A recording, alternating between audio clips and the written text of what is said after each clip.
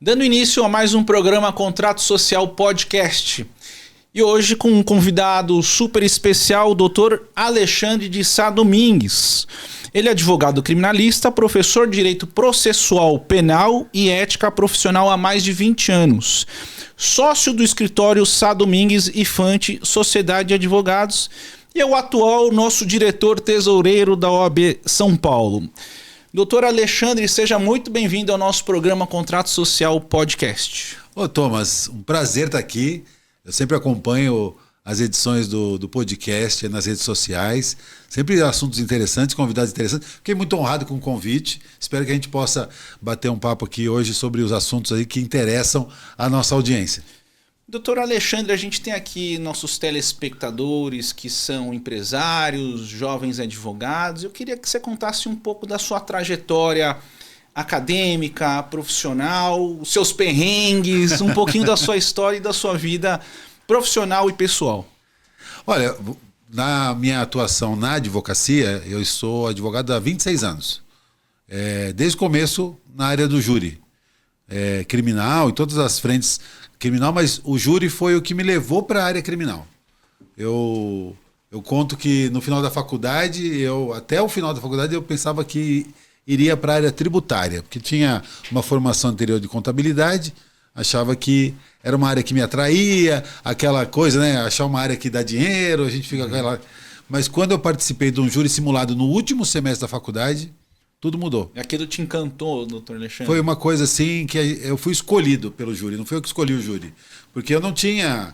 Muita gente tem o sonho desde criança, desde a adolescência, pensa em ser tribuno. Eu acabo encontrando muita gente que externaliza isso para mim, mas no meu caso foi diferente. Foi meio que o tribunal do júri me escolheu. E foi uma curiosidade, Thomas, porque eu estava paquerando uma menina da sala do lado e eu a encontrei no intervalo, né? Das aulas, e aí eu falei, onde você está indo, né? Tipo, pensei que ela estava indo na lanchonete. Ela falou, estou indo na seleção do júri simulado. E você? Que legal. Eu falei, eu também. Tipo, eu nem sabia que tinha júri simulado. E aí, por conta dessa paquera que hoje virou a minha esposa, né? Acabamos nos casando, isso mudou a minha vida em todos os sentidos, né? Além da questão pessoal quanto a profissional. Então eu digo que o júri me escolheu, né? E foi ali que eu comecei a atuar na área criminal. Hoje eu atuo em todas as frentes, né, da área criminal. Meu escritório atua exclusivamente na área criminal. Mas o júri, hoje com mais de 400 júris realizados, é a minha grande vocação, né?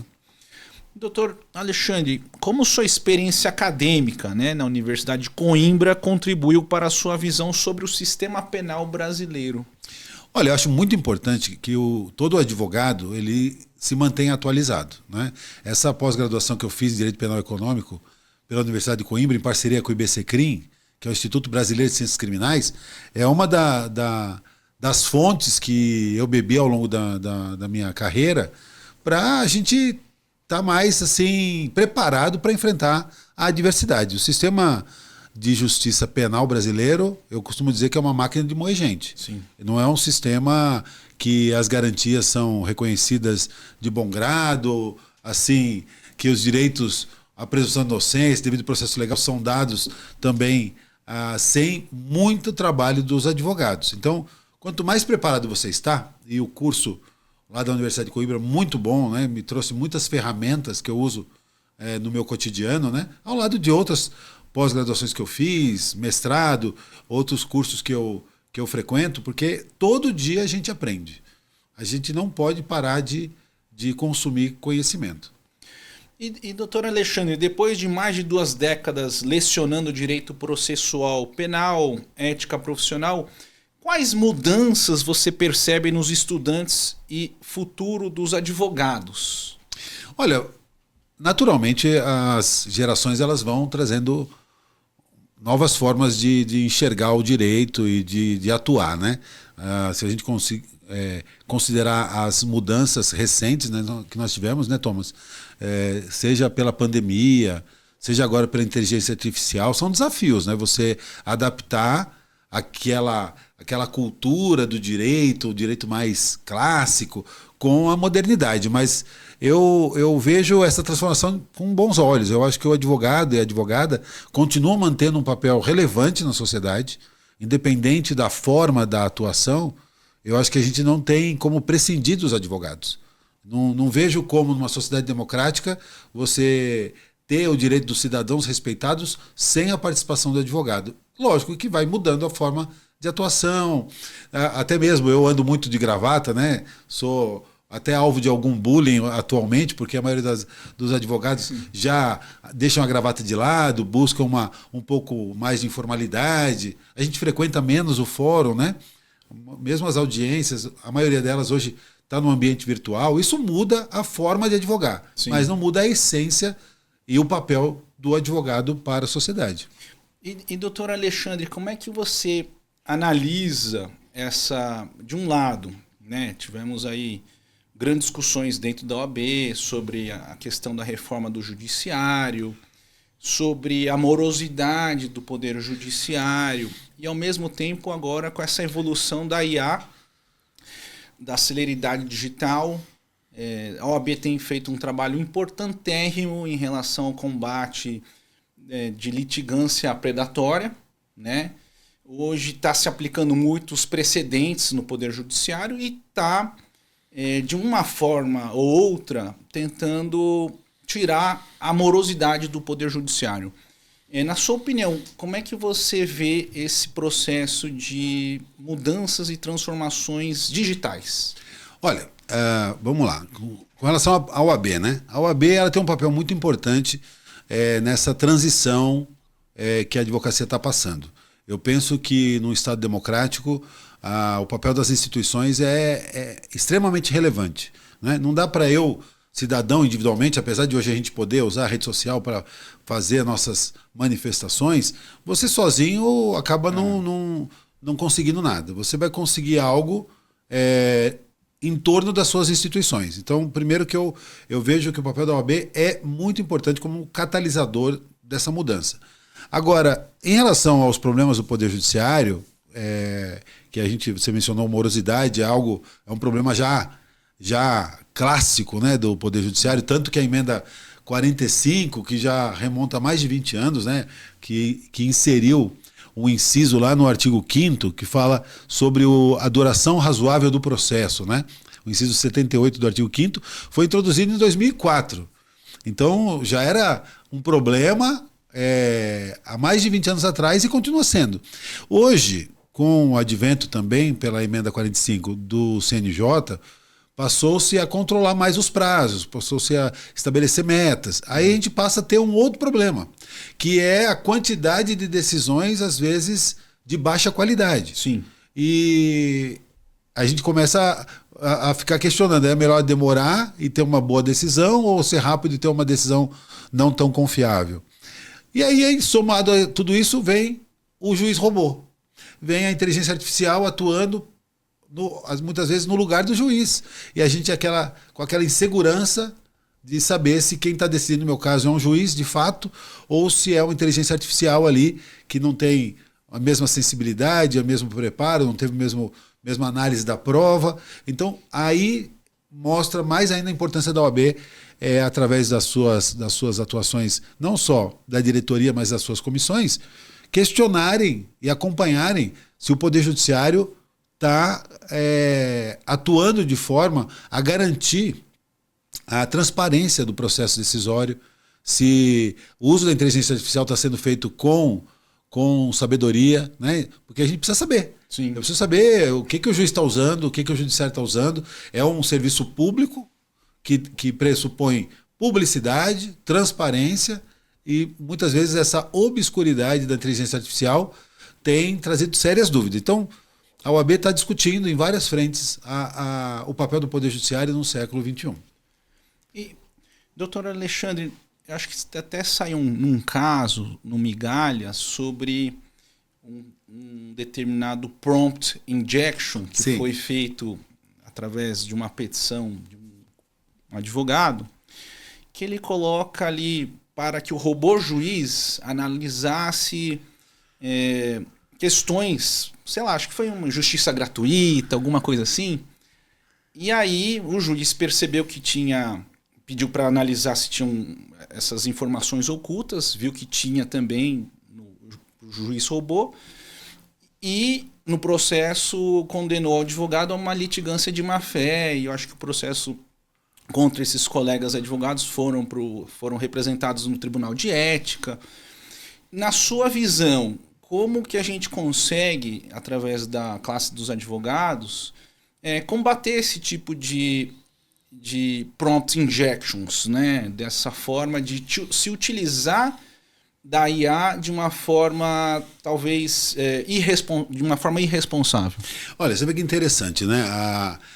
A descoberta desse mecanismo, né? Só foi possível porque do outro lado alguém estava usando inteligência artificial também. Sim. Será que era algo público? Será que todos sabiam que o outro lado também estava usando inteligência artificial? Outro lado que eu digo, a outra parte ou o próprio juiz, né? Se isso é feito de forma transparente, ótimo, né? Se serviu para botar luz sobre esse problema, ótimo. Na minha leitura, e acho que a leitura que a OAB fez pelas decisões que foram tomadas pelos tribunais de ética, nos casos em que eu tenho conhecimento, é que houve ali uma deslealdade processual, né? O advogado não é lícito ser desleal processualmente, induzir o outro em erro, etc. E parece que esse prompt ali que estava escondido, né? Dentro da petição, em letra branca, né? Sim. Ele fazia com que a inteligência artificial usada pela parte contrária ou pelo juiz, ela acabasse dando uma decisão favorável ao pedido pleiteado. Parece algo muito esperto, né? Mas a esperteza, muitas vezes, ela carrega esse quê de deslealdade, e eu acho que o ambiente do judiciário tem que ser um ambiente de confiança, né? Mas também tem que ter essa confiança do lado de lá. A gente tem que saber. Por isso que na OAB a gente cobra tanto essa transparência do Poder Judiciário. O Poder Judiciário vai usar mecanismos para agilizar a análise de processos repetitivos, vai analisar questão de admissibilidade de recursos. Tudo bem, eu acho que bacana. Vai fazer resumos de processos para dar mais capacidade para o juiz responder à enorme demanda que ele tem. Maravilha. Só que isso tudo tem que ser feito de forma transparente. O advogado, a sociedade, tem que saber que aquilo está sendo usado no judiciário. Se serviu para, pelo menos, trazer essa discussão, eu acho que o prompt injection teve algum mérito, né? Sim, porque realmente foi divulgado amplamente no Brasil, e até na Colômbia, quando estava conversando com alguns professores, eles falaram desse caso no Brasil. Doutor Alexandre, a gente tem aqui no nosso bloco A, você pode indicar um livro, um filme ou um documentário, mas isso você responde depois pra gente no nosso bloco B, e eu vou pedir para que a nossa produção solte a vinheta.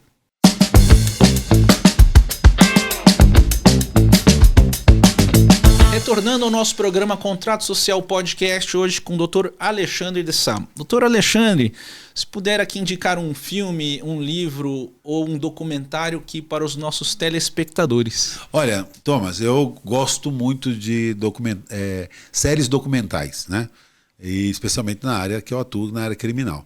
Mas eu queria indicar uma que alguns anos atrás, eu assisti o caso Amanda Knox. Amanda Knox é com K, né? Amanda Knox já foi interessante quando assisti lá atrás, mas agora tem uma nova série que é a distorcida história de Amanda Knox. Muito, muito interessante. Mostra o caso de uma jovem americana, ela na época tinha 20 anos, que foi para a Itália fazer um intercâmbio, e lá ela acabou sendo acusada de um crime, né? Crime bastante grave. Eu não vou dar mais spoilers, mas vale muito a pena a sua audiência assistir, porque ali temos muitas lições e mostra muito a realidade, não só do sistema penal, como o papel da mídia em relação ao sistema penal, e vai trazer grandes reflexões. E depois tem um documentário na sequência, até o próprio streaming ele sugere, que é quando ela se encontra com o promotor do caso. E é de frente com o promotor do caso. E aí tem um outro enfoque. Então, assim, vale muito a pena pegar aí o final de semana e maratonar, não é muito grande, e é um aprendizado muito grande para quem quer atuar na área criminal. Doutor Alexandre, falando agora dessa responsabilidade da diretoria da OAB e também das novidades para a classe dos advogados, eu queria que você falasse um pouquinho da OAB Cred, né, dos desafios também desse sistema novo do EPROC. Se pudesse falar para os nossos telespectadores dessas novidades. Ah, legal. Ô Thomas, você está com a gente lá no conselho, um grande conselheiro que a OAB ganhou, né, nessa gestão, muito feliz de ter a sua companhia e parceria lá. Na diretoria, né, eu estou no segundo mandato como diretor tesoureiro. É um desafio muito grande. Nós temos no estado de São Paulo mais de 400 mil advogados inscritos. São mais de 250 subseções. Se você considerar os pontos de atendimento que a OAB tem, nas salas, dos fóruns, nos presídios, nas delegacias, nós chegamos a quase 1.000 pontos de atendimento. É uma estrutura gigantesca. Sim. Pegando a OAB com a Caixa de Assistência, que é ligada à OAB, nós temos praticamente 2.500 colaboradores espalhados pelo estado. Então, toda essa estrutura ela é mantida exclusivamente com a anuidade que os advogados pagam. Isso é motivo de grande orgulho para todo advogado, deveria ser. Né? Muita gente se questiona, não gosta de pagar anuidade porque é compulsório, sim, mas a gente tem que olhar o outro lado. Esta anuidade é que garante a independência da nossa instituição, para que ela cumpra o seu papel social. E eu, como diretor tesoureiro pelo segundo mandato, tenho, além das atribuições cotidianas ali, do dia a dia, do receber e do pagar as contas da OAB, né, de fazer o cobertor, que sempre é mais curto, né, atender a todas as demandas, né, seja de obras, seja de novas casas, seja de pagar o salário dos funcionários. A folha de pagamento ocupa um percentual bastante grande do nosso orçamento. A gente desenvolve outros projetos. Você mencionou alguns aí. Então, por exemplo, sistema EPROC, que está sendo introduzido no Tribunal de Justiça de São Paulo, em substituição ao ESAGE, uma obrigação que foi determinada pelo CNJ ainda lá no ano de 2021 e começou a ser implantado ano passado. Nós coordenamos as oficinas EPROC. Criamos um canal de treinamento gratuito para a advocacia e isso, gente, teve um impacto gigantesco.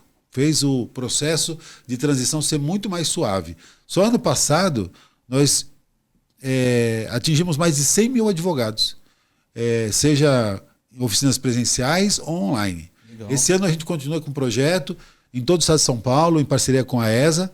Então, é um projeto que me dá bastante orgulho. Um outro projeto que eu tive a alegria de coordenar é das usinas fotovoltaicas. A gente está fazendo uma mudança da matriz energética da OAB São Paulo para energia limpa.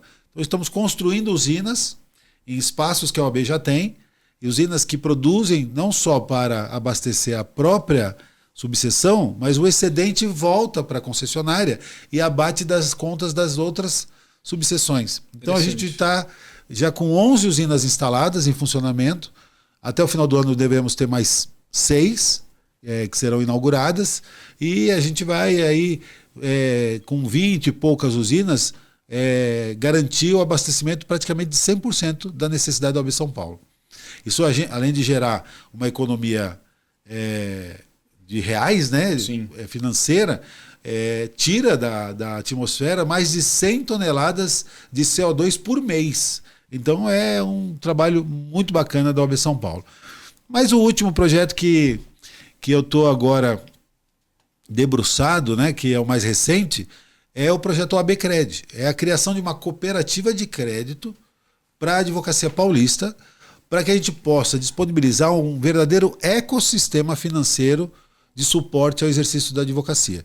O que eu chamo de ecossistema? Não é só crédito. Quando a gente fala cooperativa de crédito, a pessoa pensa só que é empréstimo. Também. Linhas de crédito com juros bastante subsidiados, os mais baixos do mercado, mais baixo até do que, em alguns projetos, mais baixo do que consignado, os juros que a gente vai praticar. Mas, além do crédito para Jovem Advocacia, para você aumentar o seu escritório, para capital de giro, nós temos todos os serviços bancários tradicionais. É a conta corrente, é o cheque especial, é o cartão de crédito, é o seguro, é o consórcio, a cobrança, boleto, maquininha, tudo que o escritório precisa vai ter dentro desse sistema. Então nós vamos ter pacotes para jovem advocacia, pacotes para pessoa jurídica, para pessoa física, e isso vai fazer com que a advocacia se fortaleça, porque vai ter produtos desenhados para a sua própria necessidade, né? E a gente vai ter ali um pouco mais de independência ao mercado bancário, com a grande diferença, né? Nada contra os bancos, mas no banco nós somos mais um número, nós somos um cliente, e o lucro vai para o bolso do banqueiro. Na cooperativa nós somos donos, e o lucro vai para o bolso dos próprios cooperados, ou seja, retorna à medida que quanto mais o cooperado usa, mais ele tem participação dos lucros da cooperativa. Então, é um projeto que está dando muito trabalho, mas, ao mesmo tempo, muito orgulho da gente deixar esse legado para a advocacia. Então, estamos passando pela OAB, porque todos nós passaremos, né? Mas eu tenho certeza que isso vai ficar para presente e futuras gerações como um legado da gestão aqui que estamos, eu e você. Doutor Alexandre, estivemos juntos no aniversário da OAB Santana, comemos uma belíssima feijoada através da organização da presidente da OAB, da doutora Carol, e lá foi anunciado também que a OAB estaria lançando uma nova casa, né, da OAB Santana. E quais são as outras programações ou inaugurações de outras casas da OAB em outras regiões do estado de São Paulo? Olha, ao longo dos últimos quase 5 anos, né, nós inauguramos muitas obras, muitas obras. Nós batemos todos os recordes de gestões passadas, não é falando mal de nenhuma gestão, muito pelo contrário, mas destacando que a gente priorizou reverter o recurso para a melhoria da estrutura da advocacia. Porque a gente entende que toda a casa do advogado tem que ser, primeiro, uma sala de aula. Então a gente reforçou a estrutura da Escola Superior da Advocacia, ampliando os núcleos espalhados pelo Estado, e criamos o programa Anuidade de Volta. 100% da anuidade que o advogado paga vira crédito para ele fazer curso na ESA. Então, toda casa tem que ser uma sala de aula. Segundo, toda casa tem que ser um local de trabalho. Não é só uma sede administrativa. No passado, o advogado ia na subseção só para pagar um boleto, para pegar uma certidão. Não. A gente quer que as casas sejam um local de trabalho. Então, tem espaço de cowork, tem a sala de reunião, tem a sala para ele fazer audiência virtual, né? Aquele advogado que está em trânsito ou aquele advogado que não tem escritório pode fazer uso dessa estrutura. E terceiro, que toda casa seja um local de encontro da advocacia, seja um local de convivência. Tem um espaço para a gente ter ali reuniões, eventos festivos, né? Que a gente possa confraternizar, porque se hoje a gente não se encontra mais no fórum, é verdade, a gente tem que se encontrar na nossa casa. Então, isso demandou grandes investimentos. Inauguramos muitas casas novas, ampliações, reformas. A semana passada nós inauguramos uma casa nova, uma grande casa, na subseção de Rio Claro, por exemplo.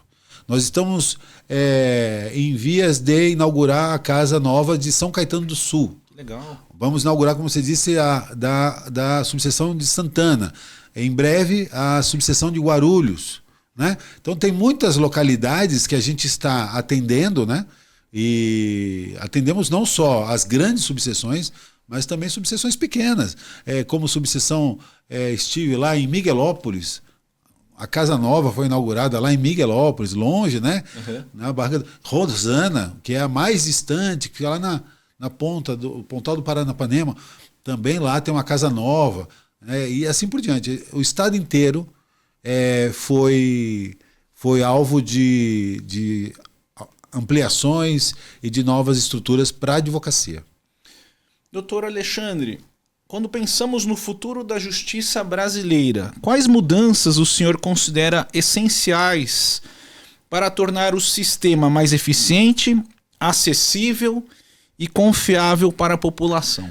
Olha, eu acho que o sistema de justiça brasileiro tem problemas como todos os sistemas mundiais, né? Isso não é uma particularidade do Brasil, mas ao mesmo tempo é um sistema bastante demandado, né?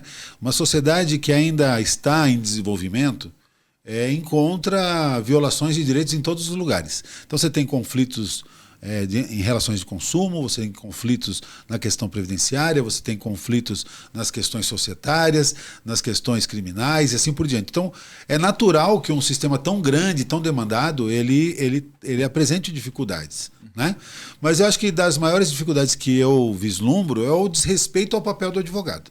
Porque o advogado não é um usuário do sistema de justiça, ele é integrante do sistema de justiça. Sem advogado, não existe o tripé da justiça. E ainda hoje a gente encontra muita incompreensão por parte das autoridades do papel do advogado. Então há muita violação de prerrogativa profissional, e a prerrogativa não é privilégio, a prerrogativa é ferramenta de trabalho. Então a gente trabalha para garantir que todo advogado tenha liberdade para exercer a sua profissão, ele tenha voz e vez. Então a gente vê toda hora algum tipo de manobra para tentar tirar a palavra do advogado. Resistimos agora à mudança trazida pela resolução do CNJ 591, que transformava a sustentação oral num vídeo gravado. Vídeo gravado, excelência, não é sustentação oral. Sim. Então é inadmissível. A OAB foi firme e conseguiu reverter isso e tem brigado para que isso não aconteça, apesar da resistência. Os tribunais, eles querem calar a advocacia. E calar a advocacia é calar o cidadão. Então, a gente não vai aceitar de forma nenhuma esse tipo de restrição. Então, ainda vejo como maiores desafios a violação de prerrogativa e aquilo que a gente já tocou no início da nossa fala, o uso da inteligência artificial sem transparência. Eu não sou contra, muito pelo contrário, sou favorável à tecnologia. A inteligência artificial ela deve nos auxiliar, né, e nos tornar ainda mais produtivos. Eu não vejo isso como uma ameaça para a advocacia. Todo o avanço tecnológico ele traz desafios. Isso trouxe a máquina de escrever, sim, o computador, o fax, coisas, tecnologias que já chegaram e já foram embora, e outras vieram no lugar e tornaram a nossa vida mais dinâmica, a nossa capacidade mais produtiva, mais ampla, né? Então, eu não vejo isso como uma ameaça, vejo isso sim como um desafio, mas um desafio que a gente vai enfrentar juntos. Eu digo a gente, advogados e instituição OAB. Doutor Alexandre, já estamos próximo ao fim do nosso programa, mas antes disso, te deixar aqui para você fazer as suas considerações finais ao nosso programa Contrato Social. Olha, primeiro que eu acho muito interessante o nome do seu programa, Contrato Social, porque o contrato social ele pressupõe a coexistência das diferentes forças da sociedade, né? É um contrato meio que implícito, né? Como Maquiavel descrevia, como a filosofia nos ensina a compreender a dinâmica da sociedade, e realmente é o direito que garante que esse contrato social realmente ele pare de pé, né? Eu sou entusiasta do direito, eu acho que através do direito a gente iguala as forças, né? E todos têm minimamente condições de competir, né? Uma sociedade que se fala muito em meritocracia, etc., às vezes se desconhece que as pessoas elas partem de lugares diferentes, elas têm condições diferentes, e é no Estado de Direito que você tem o respeito às minorias, você tem o respeito àquelas posições que nem sempre são as mais aceitas, né? Se a gente entendesse democracia só como direito das maiorias, as minorias seriam massacradas. Não teriam voz, né? Não teriam voz nem vez, né? E então eu acho que o Estado de Direito é que garante que mesmo as minorias tenham voz, possam se manifestar, ainda que a gente não concorde com essas vozes, elas têm o direito de se manifestar. Então aqueles que defendem liberdade de expressão devem garantir também o direito das minorias se expressar, né? Liberdade de expressão não é só da maioria, é a liberdade de expressão de todos. Então eu gostei muito de participar, obrigado por ter me convidado. Em outras oportunidades, espero estar de novo aqui para a gente bater um papo sobre os desafios da atualidade. Pessoal, muito obrigado pela participação de vocês até esse presente momento, e fazer um agradecimento especial ao doutor Alexandre, que deu uma aula de advocacia e também dos trabalhos em prol da advocacia. Doutor Alexandre, muito obrigado pela sua participação. Eu que agradeço. Até a próxima. Até a próxima.